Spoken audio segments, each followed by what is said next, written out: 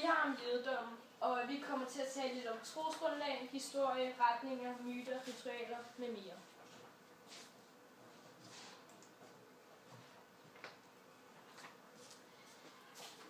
Hvad vil det sige at være jøde? Man skal enten være født jøde, eller så skal man konvertere til jødedommen. Og du skal kun kunne tro på én Gud.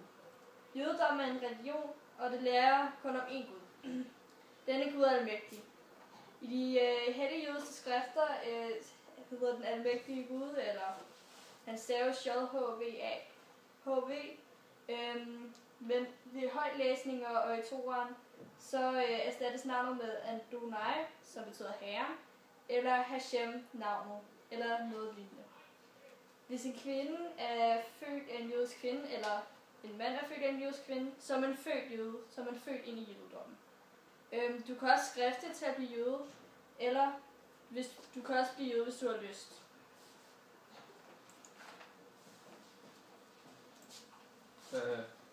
Yes.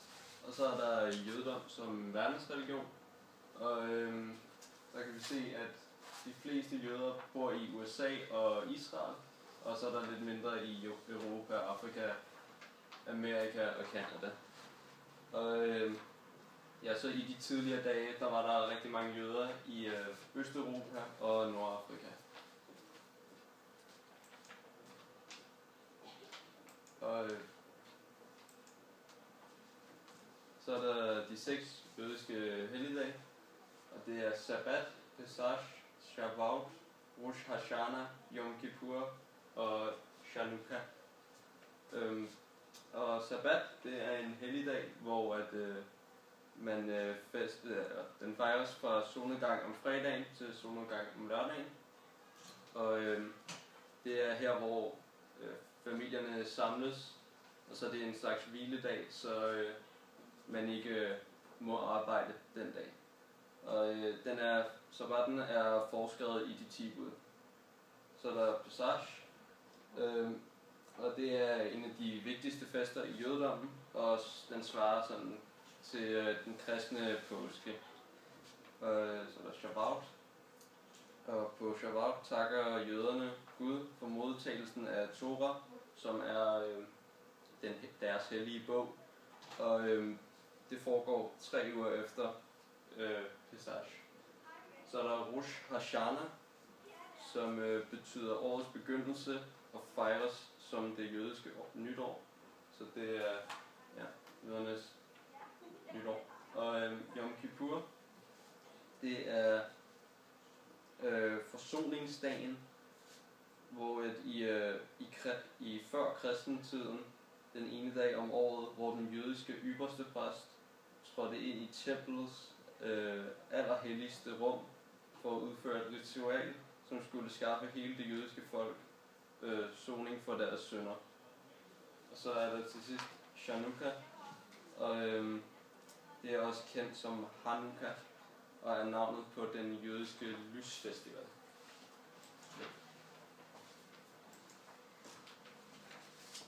Ja, så har vi nogle myter, og der er 3 fortællinger, som jeg vil læse op. Og den første, det er syndfloden og regnbuen.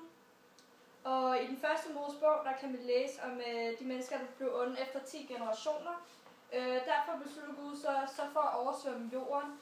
Og som det eneste gode menneske, Noah, byggede sig et træskib og tog sin familie samt et par af hvert dyr med. Sådan overlevede de syndfloden og fødte nye slægter. Som tegn på, at Gud aldrig ville slå alle ihjel igen, så lavede han en regnbue. Så er der pagten om Abraham og også omskærelsen. Og det er af alle mennesker i verden, der valgte Gud simpelthen Abraham og lovede ham at give landet Israel. Der ville hans efterkommere så blive, og som tegn på de særlige aftale befalede Gud, at Abraham og hans sønner skulle omskæres. Og det har så været et gammelt symbol på, at jøder, at dem der omskæres, er jøder og er Abrahams sønner. Så er der myten om åbenbaringen og Sinai-bjerget og Toraen.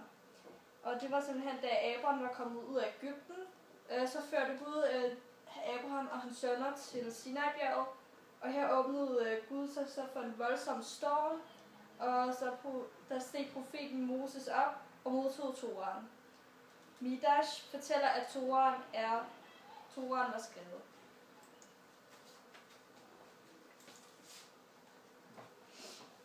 Så er der sådan lidt om ritualer i jødedommen. Når man omskærer en nyfødt dreng, viser man, at drengen er særlig og hører til i et fællesskab med alle andre jøder. Samtidig mindes man, at stamfaderen Abraham var den første, der blev omskæret. De jødiske helligdage har mange ritualer, som gør dagene til noget særligt. Man fortæller blandt andet med udgangspunkt i den pågældende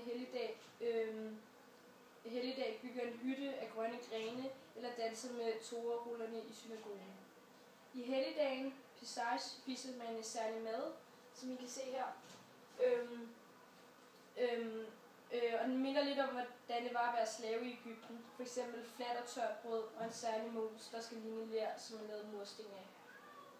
På forsoningsdagen faster man i 25 timer for at vise, at man er ked af alt det, man har gjort i alle de gamle år. Og det blev oprettet i 1948.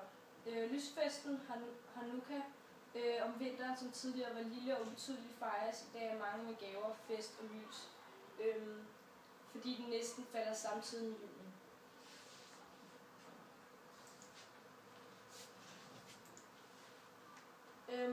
Og så vil vi sådan fortælle om, hvad vi synes om den religion, vi har fået tildelt.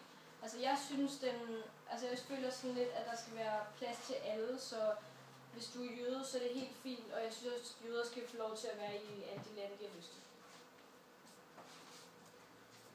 Og jeg synes, at jødedommen og kristendommen og islam, det er helt fint, og hvis man vil være jøde, så er det det.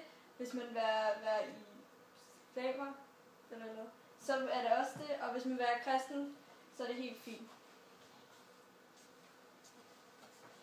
Ja, og jeg synes, at også at jødedommen, det er helt normalt at være jøde, og det var ret spændende at arbejde med det, fordi især at de har haft mange